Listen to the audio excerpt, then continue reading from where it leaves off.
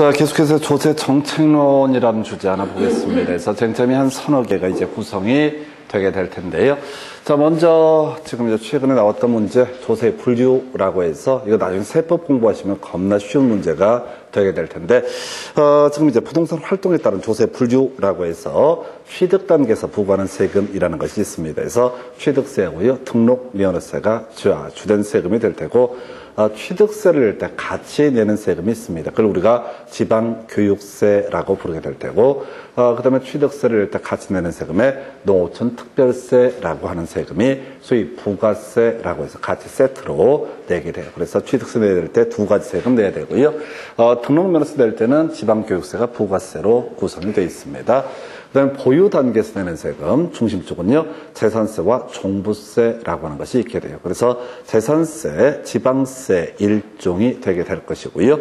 그 다음에 부가세로서 지방교육세라는 것이 있습니다. 그 다음에 이제 종부세라고 하는 것은 국가가 과세 주체가 되는 국세 일종이 되게 됩니다. 그래서 종부세 부가세로서 농어촌 특별세라는 것이 있고요. 양도 단계에 내는 세금이 양도소득세 등 있게 됩니다. 이 외에도 나중에 세법 공부하시다 보면 보유 단계에서 지방소득세라든가 종합소득세 이런 것들도 내는 경우가 있어요. 어찌됐든 최근에 두 문제 나왔던 거, 보유 단계에서 내는 세금, 요걸 가지고 이슈가 됐었고요. 아마 출제위원 의도는 그런 것 같아요. 사회적으로 보유세에 대한 이 세율 인상 논의가 전개가 되면서 요걸 냈던 것 같아서 하여튼 요게 첫 번째 출제 포인트. 자, 이제 두 번째 출제 포인트. 자, 조세 증감이 경제에 미치는 영향에 대해서 보게 됩니다. 그래서 자, 보통 이제 거래세를 갖고만 예시를 하게 되는데 뭐 어느 쪽이든 상관없어. 보유세가 됐든 거래세가 됐든. 그래서 취득세, 등록면허세, 양도소득세 이런 것들을 우리가 거래세라고 부르게 될 테고, 재산세나 종부세 같은 것을 보유세라고 부르게 됩니다. 어찌됐든 자, 세금이 상승하게 된다. 세율이 인상되게 된다라고 했을 때, 수요자 입장에서는요, 당연히 수요는 감소하게 될 것이다. 다른 조건이 동일하면 세금을 많이 내니까 그만큼 들어가는 돈이 많아서 어떻다? 수요가 감소하게 될 것이다. 공급도요, 당연히 어떻다?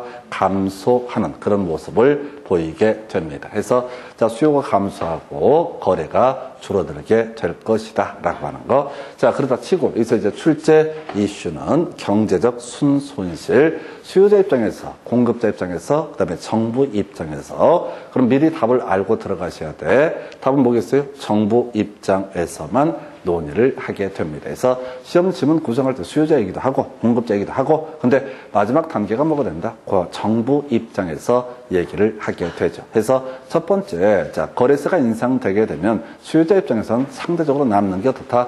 줄어들게 될 것이다. 이게 이제 잉여라는 용어를 쓰게 되는데, 만약에 3억짜리 부동산을 사는데 세금이 기존에 100만 원이다가 500만 원 올랐다. 그러면 통장에서 그만큼 400이 빠질 가능성이 있을 것이다. 소비자 잉여는 감소하게 될 것이다. 한편 공급자 입장에서 원래 전에는 3억에 팔 때 세금 예를 들어서 100만 원 냈었다. 근데 양도소득세 이런 게 올라가거나 또는 취득세가 올라가가지고 수요자가 깎아달라고 합니다. 세금 올라가니까 깎아달라고 하면 당연히 어떻다? 공급자 주머니도 당연히 확률상 다른 조건이 동일했을 때 공급자 잉여도 감소하게 될 것이다. 그래서 이제 세금이 올라가게 되면 정부만 어떻다? 녹아나는 것이다. 이게 아니라는 거예요. 그래서 만약에 세금이 올라가게 되면 정부도 경우에 따라서 어떻다? 경제적 순손실이 발생할 수 있다. 여러분 외울 건 그냥 정부도 어떻다? 순손실이 발생한다. 단순하게 그냥 암기하시면 돼. 이게 세율 올린다고 해서요, 세수가 늘어난다고 단언하지 못합니다. 예를 들어서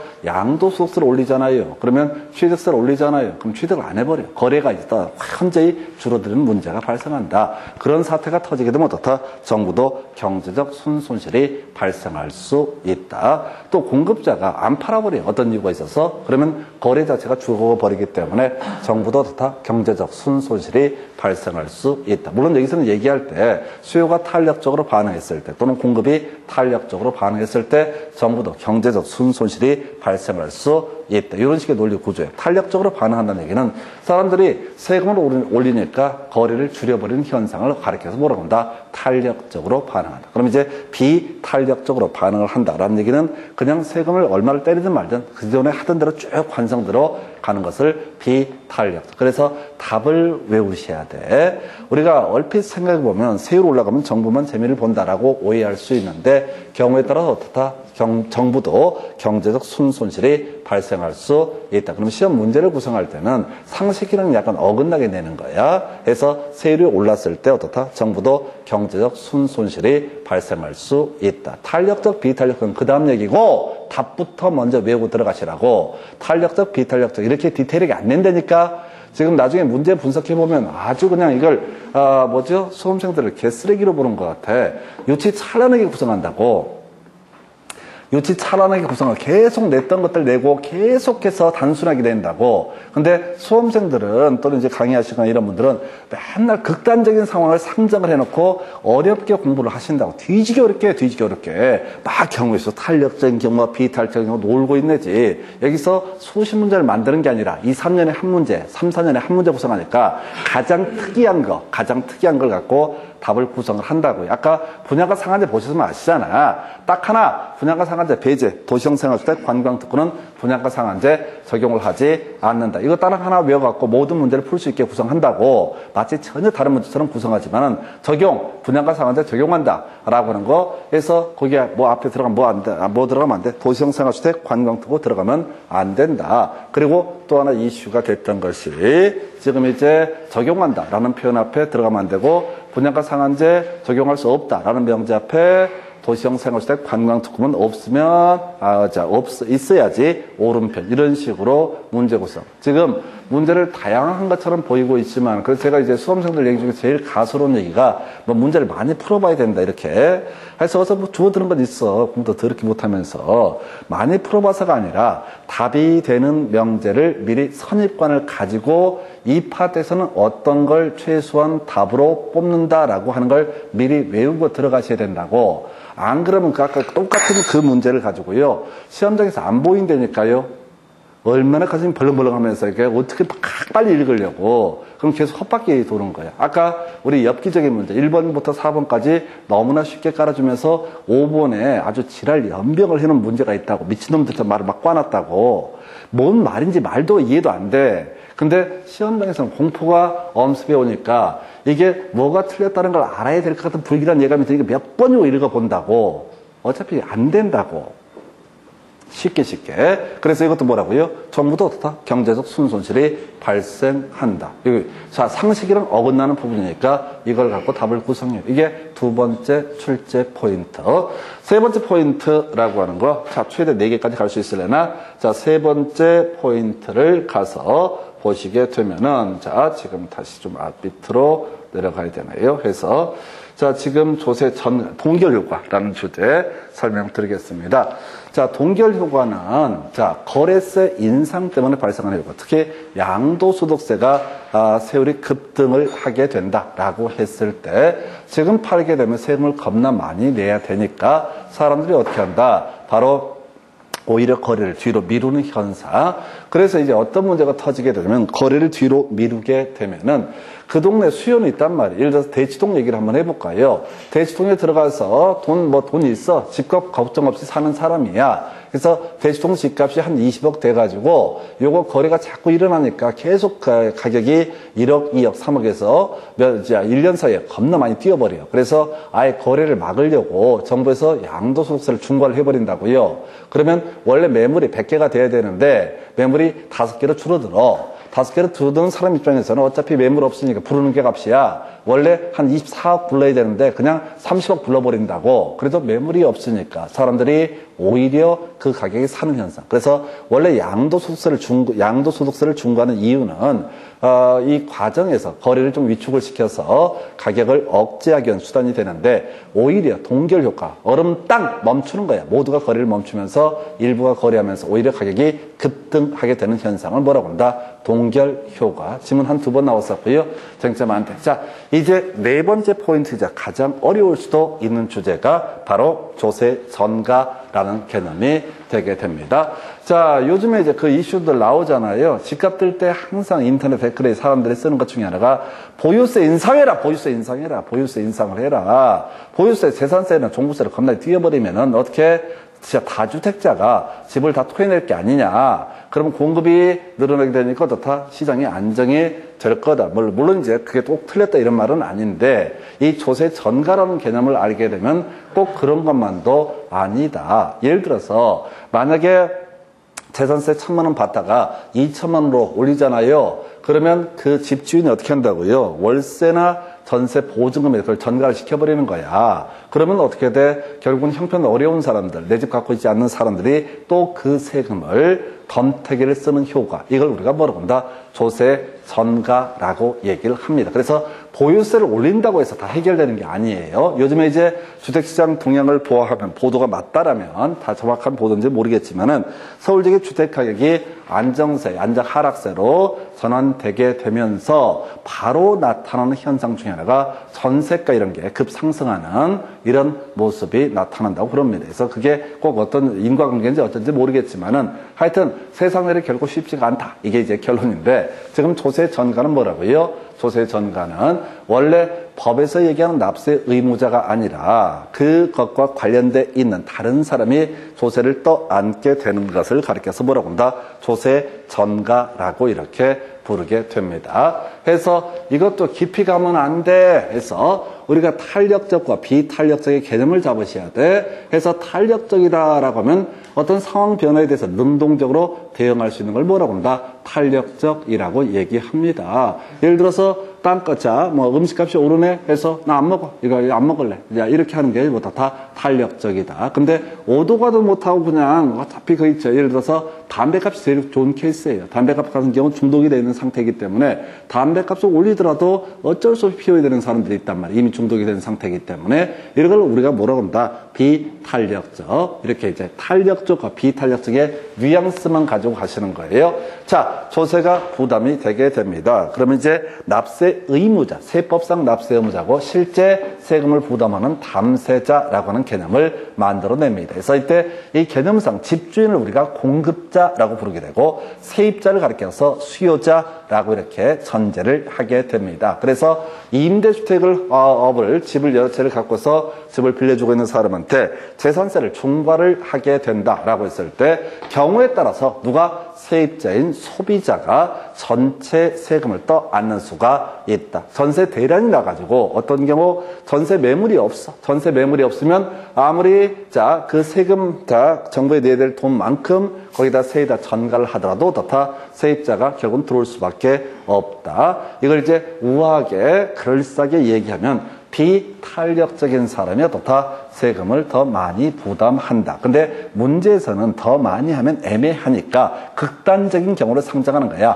완전 비탄력적인 사람이 다 전부 세금을 부담한다. 자, 만약에 세입자, 수요자가 완전 비탄력적이다. 그러면 세금을 부과하면 전부 누구한테? 바로 수요자가 전부 부담을 하게 될 것이고 공급자가 혹시 완전 비탄력적이다. 그러면 세금 부과하면 공급자가 전부 세금을 부담하게 된다. 예를 들어서 동네 전세 내놓은 게 수백 개가 깔려 있는데 자, 세입자는 진짜 수백 개 집주인 골라서 집주인 싸가지 보고 들어갈 수 있는 상황이다. 그러면 공급자가 비탄력적이기 때문에 결국은 세금을 누구한테? 소비자, 수요자에게 전가시킬 수 없다. 그래서 자, 마지막 결론. 완전 비탄력적인 자가 다 전부 세금을 부담하게 된다. 그게 수요자가 됐든 공급자가 됐든. 외울 게 뭐라고요? 과정을 이해를 하면 좋겠지만 좀 이따 되면 또 잊어버려. 그래서 완전 비탄력적인 자가 다 전부 세금을 부담한다. 대신 이제 수요자라는 것은 세입자를 얘기할 때고 공급자는 집주인을 얘기한다. 이렇게 전개를 합니다. 그래서 자, 정리하게 되면 자, 보유 단계에서 내는 세금을 중심으로 지금 출제가 되고 있었는데 지방세로서 재산세가 있었고 종부세라고 해서 국세가 있던 것이고요. 그 다음에 두 번째 이슈 단위 삼았던 게 자, 세율이 인상되게 되면 정부도 경제적 순손실이 발생하게 된다. 그 다음에 이제 동결효과, 거래를 뒤로 미루는 현상 때문에 오히려 거꾸로 주택가격이 급등하는 현상을 동결효과. 마지막 완전 비탄력적인 자가 더 많은 세금, 그 사람이 세금을 다 부담을 하게 된다. 이 4개 정도의 쟁점을 가지고 1년에 한 문제에서 2문제가 출제가 되게 됩니다. 그래서 지문 가지고 이제 문제 가지고 설명을 드리도록 하겠습니다. 자, 해서 문제를 봐야 되는데요. 자, 지금 제가 순서를 보게 되면 개발 이익할 수 있었고, 지금, 투자론.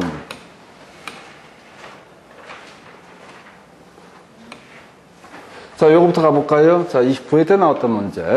부동산 관련 조세 중 국세 그리고 보유세 등에 해당하는 것을 모두 고르시해서 뭐 누적과세, 누진과세는 그 다음 문제고 답은 뭐가 돼요? 종부세라고 하는 거. 그래서 자, 보유세가 뭐가 있다고요? 재산세와 종부세. 그 중에서 지방세에 해당하는 게 재산세고 국세에 해당하게 되는 게 종부세 이렇게 갑니다. 이 문제 뭐 새롭게 나왔으면 당연히 이건 세법 총론에서 논의하는 주제니까 조세 총론에서 설명하는 거니까 사실은 2차까지 공부를 하면 아주 쉬운 문제 패턴이 되게 될 텐데 하여튼 뭐 그러다 치고요. 이 문제 또 나와요. 30회 때 문제를 보게 될까요? 자, 부동산 관련 조세에서 괄호에 들어갈 내용 보유 단계에서 국세 뭐라고요? 보유 단계에서 국세 종부세라고 하는 거. 그 다음에 보유 단계에서 지금 지방세는 재산세라고 해서 이렇게 이제 가게 되는 거죠. 그래서 이게 이제 1번 하나 딱 찍어보면 지난번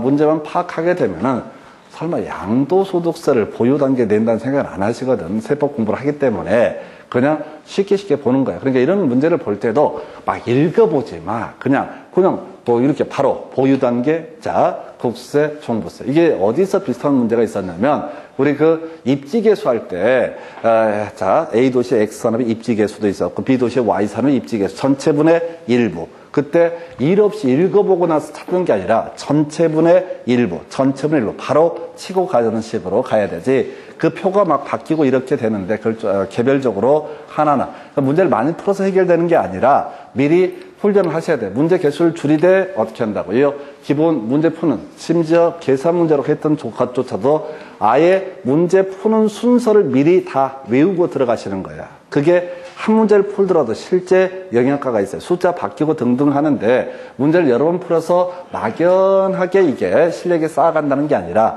아예 드립다 무식하게 그냥 계산 문제조차도 어떻게 그냥 공식에 대입해서 우리가 앞에서 또 그런 거 있었잖아요. 레일리의 소멸력 법칙에서 방문 확률, 허브의 상권 분석 모형할 때 방문 확률 그런 거 없었잖아. 그냥 무조건 구매 유의자, 고객 유의냐 먼저 구하고 다 더해서 분모 삼고 각각을 분자로 삼는다. 그렇게 문제를 풀게 되면은 숫자가 아무리 복잡스러워도 1분 안에 충분히 풀 수가 있어요. 근데 대부분의 수험생이 그따위로 미리 준비를 안 해. 더럽게 게을러가지고 문제 풀고 나서 풀었다고 흐뭇하게 하고 잊어버려. 그리고 다시 문제, 그림을 약간 다르게 표시를 해주게 되면 그때 가서 문제 읽느라고 세월 또 다 보내. 그러니까 그 1교시 특히 80문제를 80분 안에 풀지 못하는 그런 문제가 발생합니다. 그래서 미리 문제를 푸는 공식 자체를 순서 자체까지 외우셔야 돼. 해서 29회 30회 문제 이렇게 뽑아냈고요. 그 다음 문제 검토해 보겠습니다. 자, 조세 정책 등에 관한 설명 틀린 것은 해서 옛날 문제고요. 자, 1번 토지 이용을 특정 방향으로 유도하기 위해서 정부가 토지 보유세를 부과할 때 용도와 관계없이 동일한 세금을 부과해야 된다 해서 1번 틀리게 뽑았죠. 헨리 조지라는 학자가 했던 얘기 일부를 끌고 온 거야. 해서 어떤 토지를 주거용도로 쓰게 하고 싶다. 그러면 어떻게 하면 된다? 주거용도는 세율을 낮추면 되는 것이고 어떤 토지를 상업용도로 쓰게 하고 싶다. 그러면 상업용지 세율을 낮추면 될 것이다. 이런 얘기예요. 그리고 뭐 설명을 드리고 말고 할 것도 아닙니다. 그래서 1번 일단 틀리게서 답이 됐었고요. 임대주택의 재산세가 증가되게 되면 증가된 세금은 임차인의 키워드 전가될 수 있다. 해서 조세 전가 있었죠? 키워드 전가 뜨면 뭐야? 비탄력적인 사람. 전가 뜨면 뭐라고요? 비탄력적인 사람. 그래서 임차인이 비탄력적인지 아닌지 알 수 없으나 여기서는 경우에 따라서 임차인에게 전가될 수도 있다. 3번째는요. 주택의 보유세 감면은 다른 조건이 동일하다고 했을 때 자, 세금 적게 내니까 집을 더 많이 살려고 할 수도 있다. 자가 보유 촉진을 자가 소유를 촉진할 수도 있다. 주택의 취득세율, 세율을 낮춘다. 그러면 수요가 증가할 수 있다. 맞죠? 다른 조건이 동일할 때 세금이 작아지면 어떻다? 수요가 증가할 수 있다. 우리가 앞에서 수요량의 변화, 수요의 변화할 때 수요량의 변화는 그 재화의 가격에 따라서 구입하고자 하는 최대 수량의 변화를 수요량의 변화. 그 재화의 가격 외에 다른 요인에 따라서 구입하고자 하는 최대 수량의 변화를 뭐라 부른다? 수요 의 변화라고 이렇게 부르게 됩니다.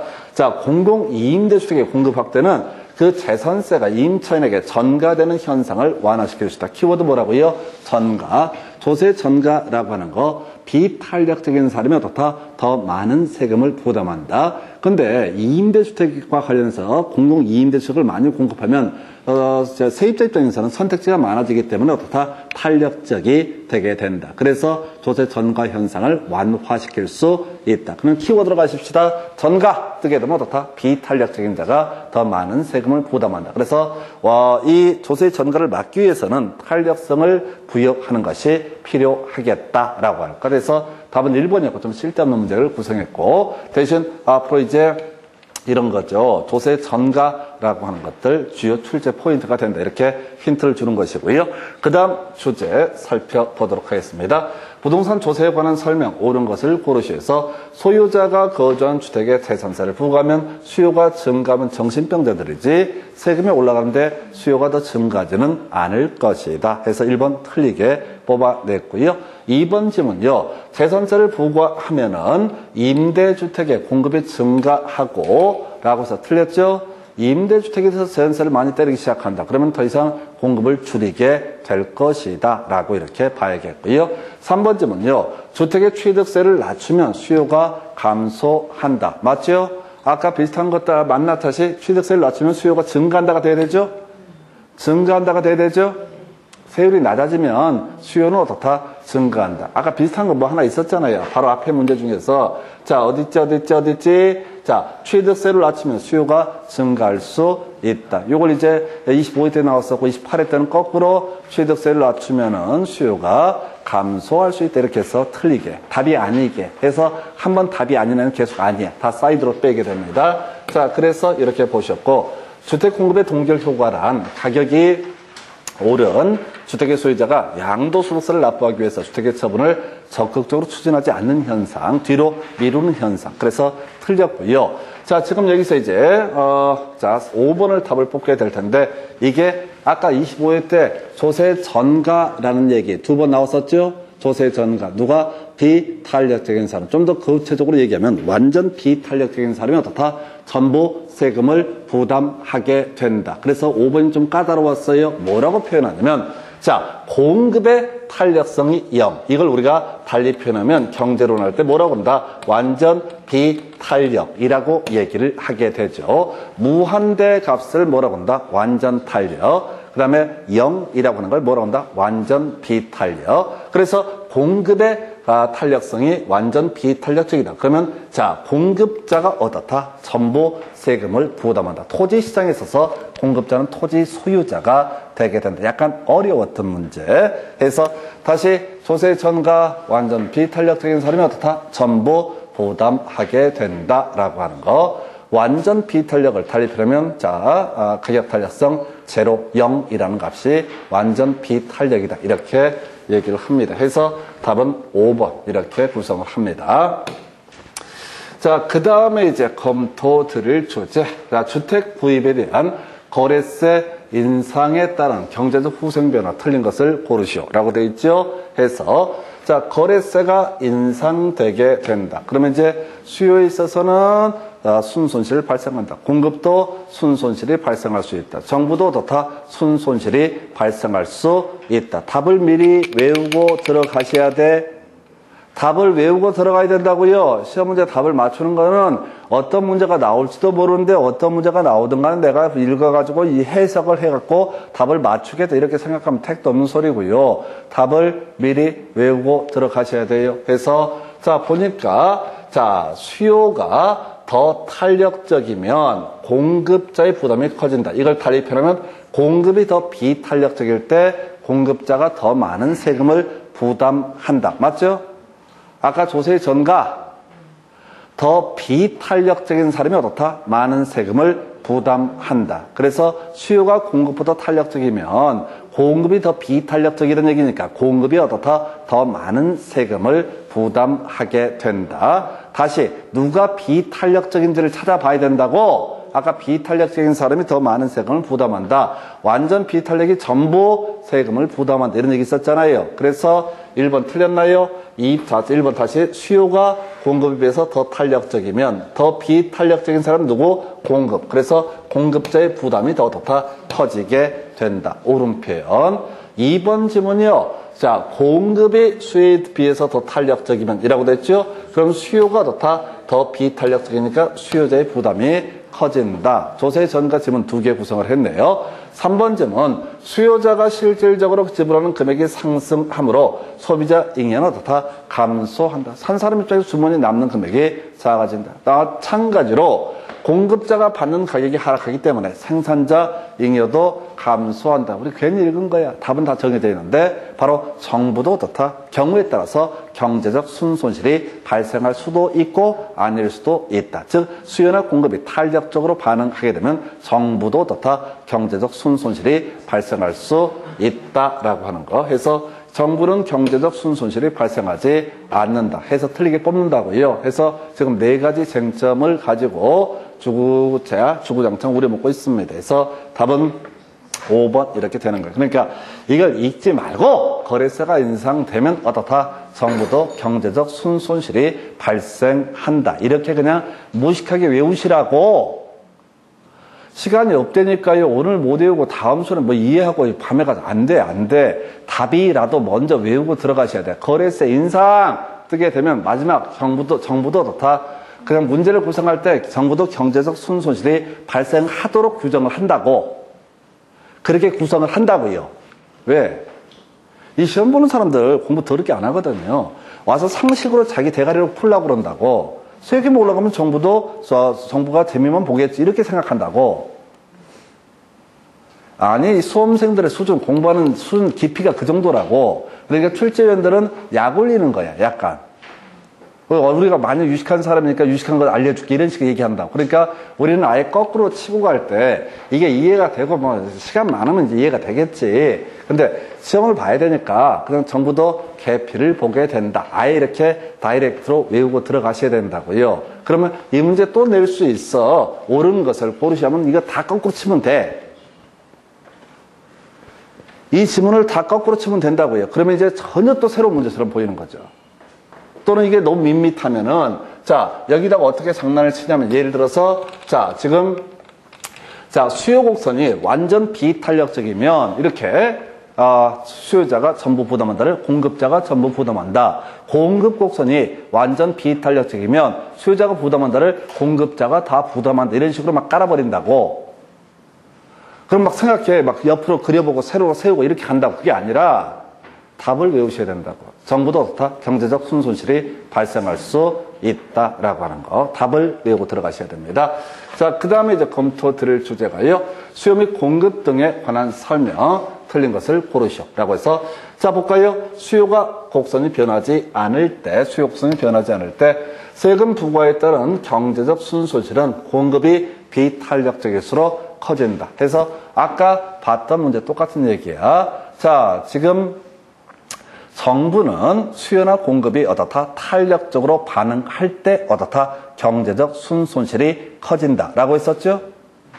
세율을 올리니까 공급자가 공급을 안 해버리거나 세금을 올리니까 수요자가 안 사버려. 그러면 정부도 경제적 순손실이 발생한다. 근데 지금 보니까 수요가 일정할 때라고 되어 있고 지금 공급이 비탄력적일수록 경제적 순손실이 커진다. 틀렸죠? 공급이 탄력적일수록 경제적 순손실이 커진다라고 하는 거.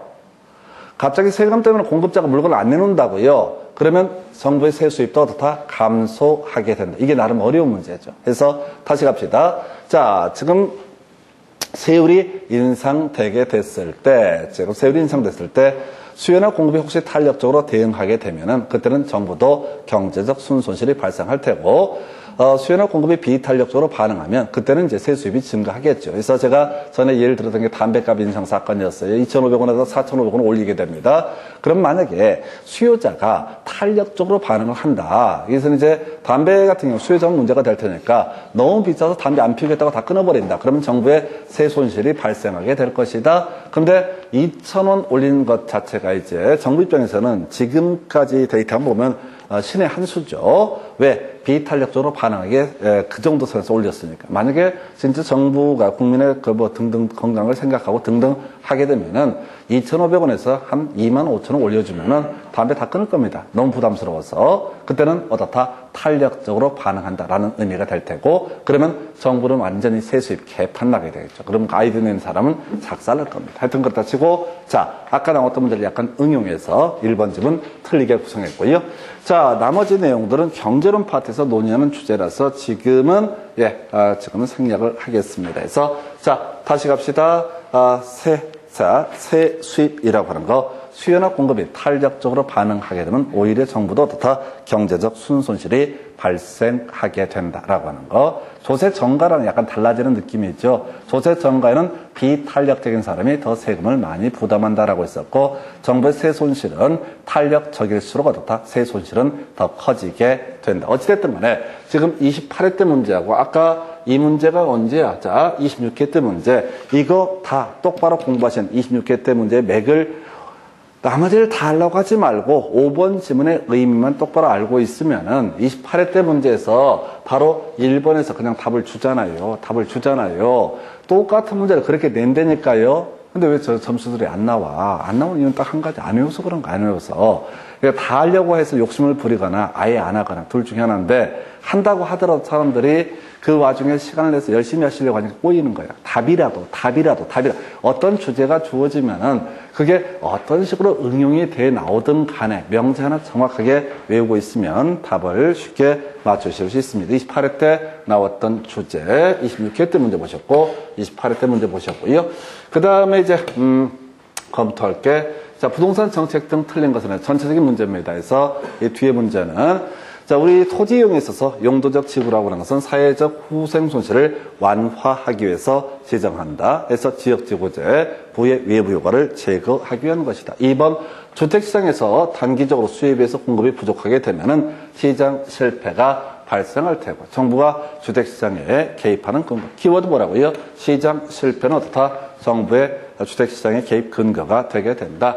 토지 거래 계획에 관한 허가구역이라고 하는 것은 토지의 투기적 거래, 집가의 급격히 상승이 우려되는 지역 등에 대해서 지정을 한다. 큰 의미 없고요.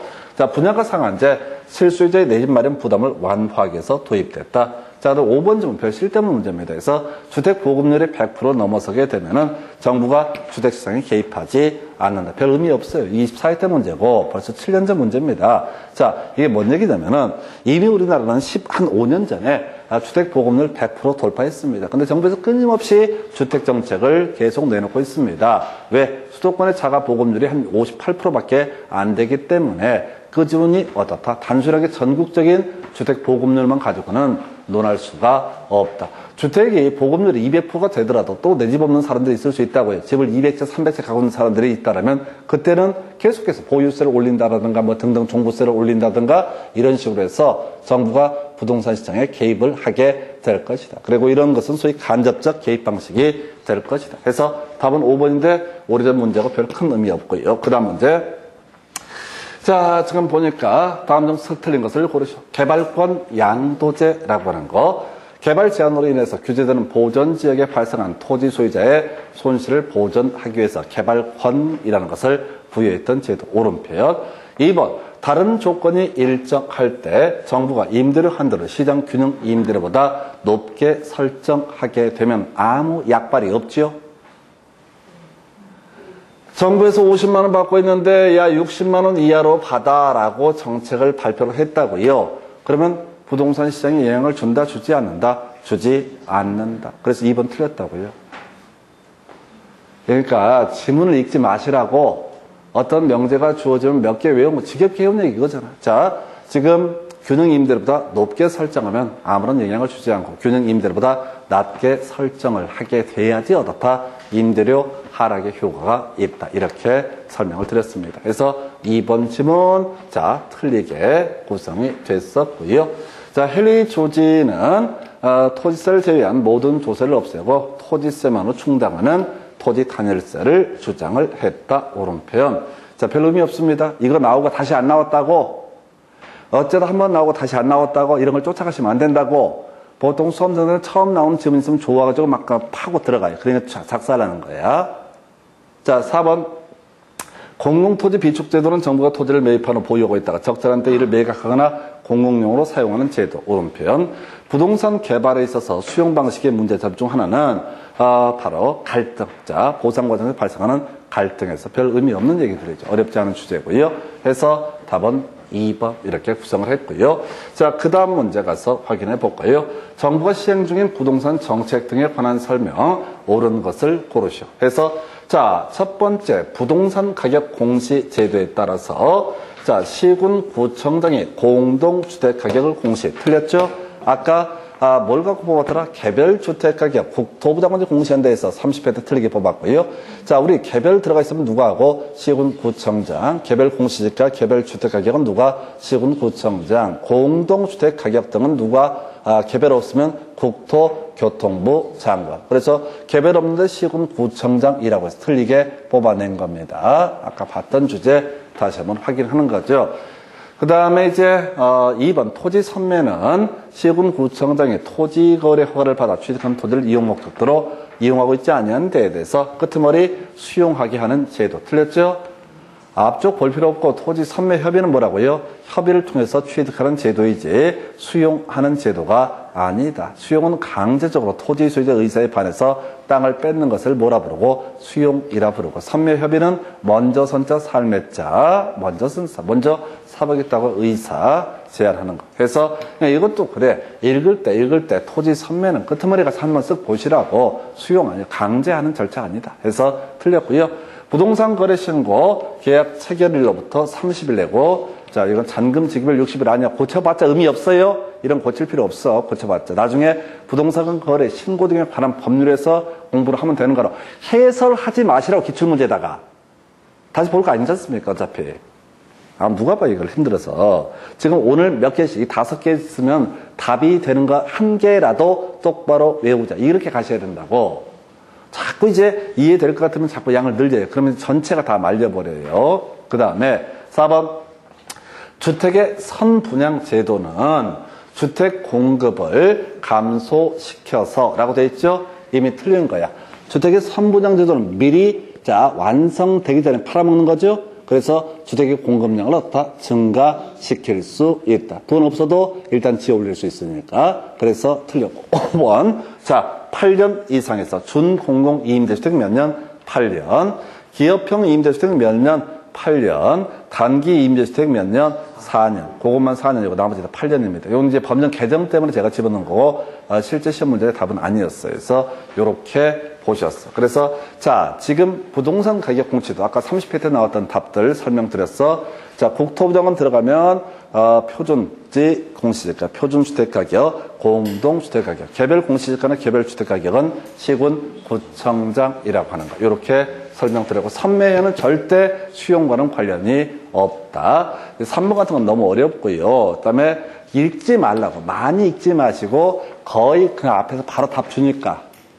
지문 길어서요. 이렇게 내더라도 수험생 다 틀려요. 다 읽거든. 내용이 뭔지도 모르고 막 읽어. 바보들도 아니고 뭐하러 읽어. 여기서 얘기 끝내버려야 된다고. 내용을 알면은 여기서 딱 끝내버려야 된다고. 근데 그냥 파악도 안 하고 그냥 무작정 읽어. 그게 뭐냐면은 영감이 떠오르기를 기도하는 거야. 공부 하나도 안 했으면서 그냥 언젠가 보면 뭔가 기억이 나겠지. 그 요행수 바라는 겁니다. 그런 거 없어요. 답은 5번 이렇게 보셨고. 그 다음 문제. 자, 정부의 부동산 시장 개입 등에 관한 설명 틀린 것은 해서 개발 부담금 부과 제도는 직접적 개입 수단이다. 틀렸죠? 직접적 개입 수단 공영개발, 공공토지 비축, 그리고 공공임대주택의 공급. 이렇게 나온다고요. 이렇게 막 던져준다고. 이런 문제는 절대 실수해서는 안 된다고. 되게 쉬울 것 같지? 아니라니까요. 지문길이 때문에 읽다가 지쳐버려, 시험 볼 때. 그래서 최대한 한 문제 한 문제를 읽어가실 때 그 글자를 적게 읽으려고 에너지를 비축하셔야 됩니다. 그러면 이런 게 보여요. 2번 질문, 주택 공동 2임대 주택의 공급은 소득 재분배 효과. 아까 나왔던 질문. 정부가 주택가격 안정을 목적으로 분양가를 규제했을 때 공급량 감소하면서 사회적 후생 손실이 발생한다. 오히려 가격이 급등하는 문제가 발생한다. 이게 분양가 상한제의 단점이랄까 문제점으로 제기가 되는 거고요. 시장에서 어떤 원인으로 자원의 효율적 배분에 실패했을 때 정부가 시장 개입할 수 있는 근거가 되게 된다. 시장 실패, 정부 개입. 토지 수용과 같은 시장 개입 수단에서 아까 수용 나왔었어요. 갈등이 문제가 되기도 한다 해서 계속 수용 얘기할 때는 갈등 얘기하고 있습니다. 답은 1번 이렇게 뽑아냈고요. 자, 그 다음에 이제 검토 드릴 문제. 부동산 정책에 관한 설명 옳은 것은에서 개발 이익 환수제라고 하는 거. 자, 우리 개발 이익 환수제, 개발 부담금제라고 하는 게 있었죠. 근데 어찌됐든 이 지문이 약간 논란의 소지가 있는데 어차피 틀렸으니까 상관없어요. 어려운 지문이 나왔어. 아까 정상지가 상승분의 정상지가 상승을 초과하는 토지가격의 증가분에 대해서 어떻다? 개발 부담금으로 부과한다고 그랬었죠. 아까 재건축 부담금은 자 정상 주택가격 상승분을 초과하는 주택가격 상승분에 대해서 부과하는 것이 재건축 부담금이고 개발 부담금이라고 하는 것은 정상지가 상승분을 초과하는 토지가격의 증가분에 대해서 그걸 이제 뜯어내는 게 개발 부담금. 그래서 이게 되게 어려웠다고요. 뭐라고? 물가 상승분을 초과 이런 거 아니라고. 사업 이윤의 증가분 아니라고. 토지 가액의 증가분. 굳이 외우려면 다 외우기 힘들면 어떻게 한다고요? 개발 이익 환수제 또는 개발 부담금은 토지 가액의 증가분 이렇게 외우셔야 된다고. 문장이 억수로 길었는데 그걸 다 외워서 쇼를 보는 게 아니라 답을 치고 들어가셔야 돼요. 2번 도시군 관리계획. 자, 요건 틀렸습니다. 나중에 공법일 때 설명드릴 얘기인데 이건 도시군 기본계획 얘기를 하고 있어요. 겁나 어려웠습니다. 해설하지 마시고요. 기본적 공간구조 장기 발전 방향은 기본계획 이렇게 가고 요거 틀렸고요. 개발 손실 보상제는 토지용 계획의 결정 등으로 규제가 완화됨에 따라서 발생하는 손실 이런 게 말도 안 되지. 규제가 완화되는데 왜 손실이 발생합니까? 이익이 발생하지. 그래서 말 자체가 안 돼요. 이 문제 어려웠어요. 그 다음에 4번 주택 마련 또는 리모델링 하기 위해서 결성하는 주택조합에는 주택법령상 지역조합, 직장조합, 리모델링 주택조합이 있다. 오른편이고요. 이게 나중에 주택법 공부할 때 유치의 극치야. 거저주는 문제 중에 하나. 주택조합의 종류라는 것을 답을 뽑았어요. 30회 때 지문이 길어서 되게 어려웠어요. 그래서 이제 이건 공법이랑 같이 묶어서 가는 정책론은 그런 영역이 있고요. 재건축 부담금, 재건축 재개발 사업. 틀렸죠? 재건축 부담금은 재건축 사업에서 주택 가격의 상승분 이렇게 가야 되죠? 고칠 거 없어요. 어차피 시험장에서는 이런 문제는 거의 맞추기 어렵습니다. 너무 어렵기 때문에. 그래서 결국은 각 토픽 단위로 단어 3개, 4개, 2-3개 해서 끝내셔야지 이걸 암기를 할 수 있지. 이게 키워드들이 너무 많아가지고 대단히 까다롭습니다. 그래서 자 이렇게 해서 이 문제 답은요. 4번 이렇게 뽑았고요. 여기까지가 정책론. 오늘 여기까지 하겠습니다. 수고했습니다. 마치겠습니다.